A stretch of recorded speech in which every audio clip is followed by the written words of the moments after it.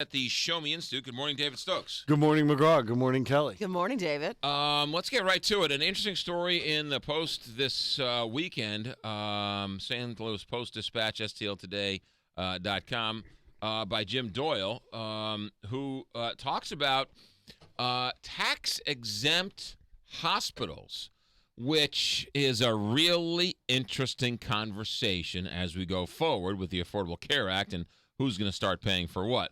You think this is interesting. You want to talk about this? I think it's very interesting because, the difference between a tax-exempt hospital and a for-profit hospital, is very, very minor. I don't think a patient would ever really tell any difference while they were in being treated. So these tax-exempt status are the tradition of them for nonprofit hospitals goes back a long ways, as the article discusses. Hold on a second, but is there like St. Louis Barnes Jewish Hospital, is that tax-exempt?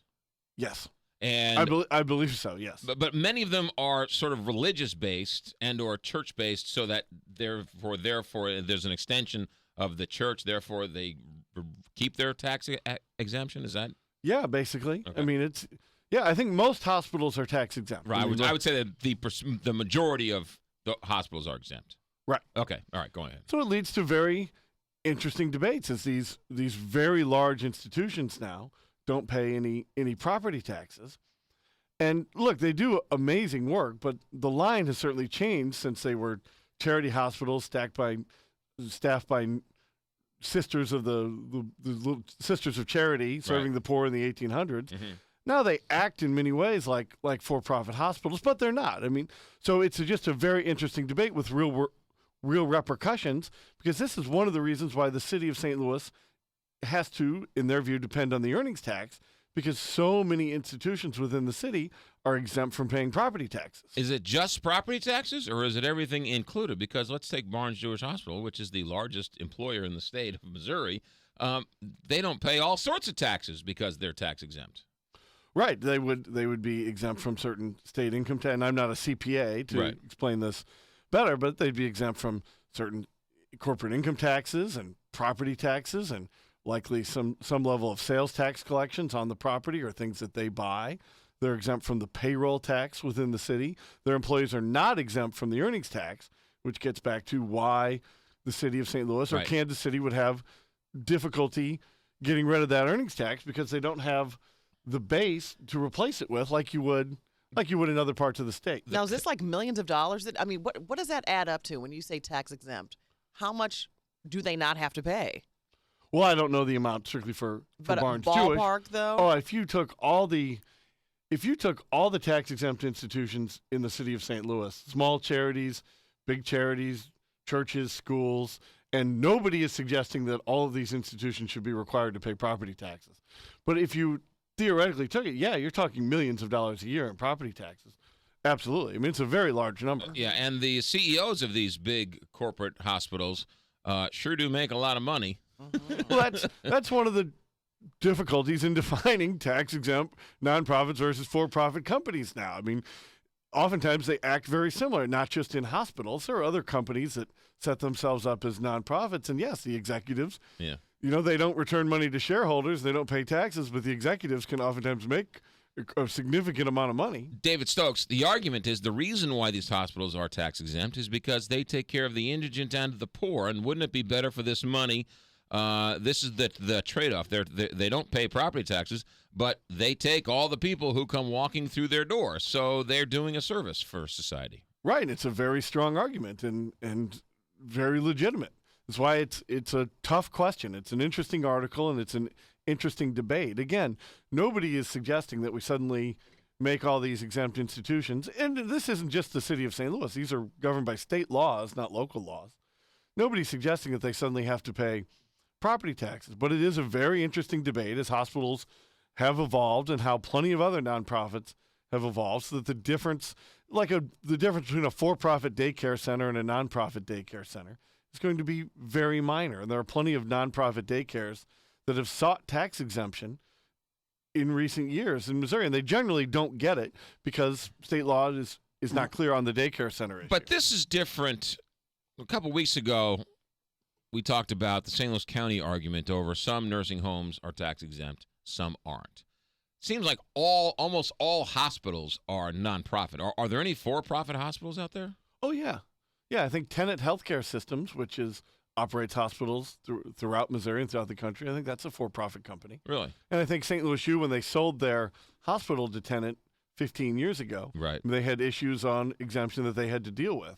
And Tenet probably had to create some other, I don't know how they solved it, Right. but Tenet had to probably create some type of other entity to manage that particular hospital. But you're pretty good at where it's a great question, and you're raising it, or you're bringing up the fact that Jim Doyle raised it. But where do you come down on this? Should hospitals have tax-exempt status?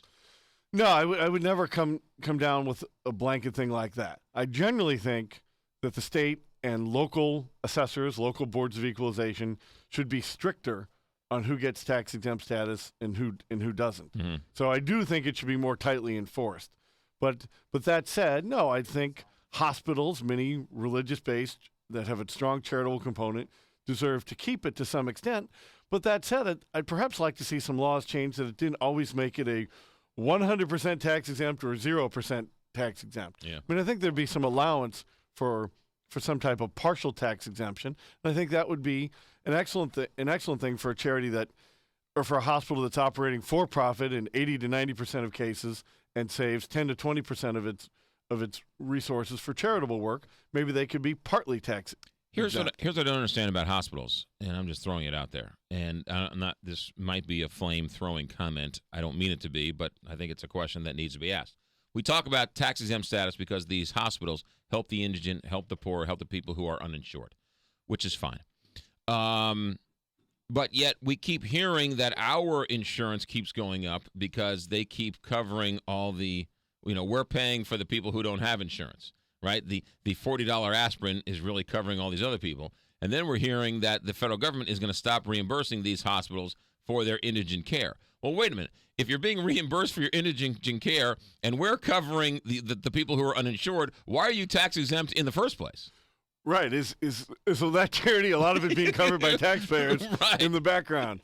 And I mean, this is what's a nice thing about the article and talking about it here. These are very valuable discussions because if more of these, it's not just hospitals. It's like when Washington University buys a house in Clayton or U City and allows visiting professors to live there, and all of a sudden that house is tax exempt because it's owned by Washington University.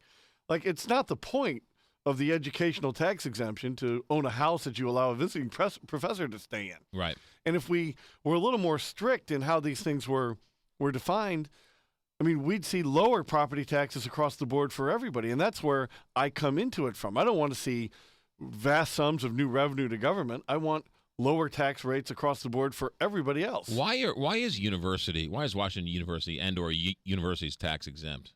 Private universities tax exempt?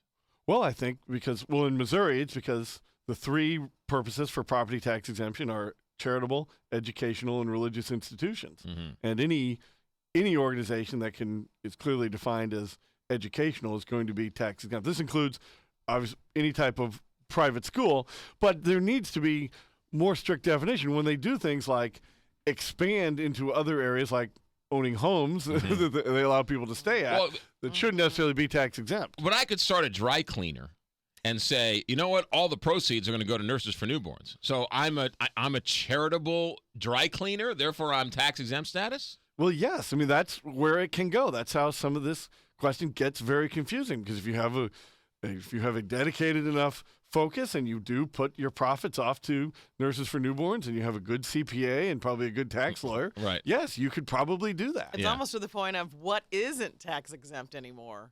Well, that's to his argument. Yeah. Is if you give everybody tax exempt status, then us Rufuses out here are covering everybody else. Paying the difference. Yeah, interesting stuff. David Stokes, interesting. It is. Yeah, Jim Doyle's article sure has caused a lot of interesting thoughts around here. When can we read you? When can we see you? You can see a lot of information on the debate about property taxes, exemptions, and others at showmeinstitute.org. Follow me on Twitter at David C. Stokes. So we shouldn't label this David Stokes wants to raise property taxes. No. You should label this David Stokes likes a wider property tax base so that rates can be lower for everyone. Makes a lot of sense. All right, David Stokes, good to see you, my friend. We can see you down at Mardi Gras next week somewhere? I may try and get down there. I've had some good times with you in prior years. You I have more and more kids wait. now, so this gets harder and harder You each guys year. have partied together at Mardi Gras? well, not party. We've just seen each other. Yeah. Well, we've Yeah. I've given him some beads, or he's thrown me some beads. I've thrown him some beads. We like bump bellies or something. Oh, Whatever gosh. it takes. Talk policy. David Stokes, be good. Thanks, McGraw. All Thanks, right. Kelly. 8:47 traffic, weather, and then we'll talk a little Missouri basketball with Mike Kelly. That's next on the Big 550.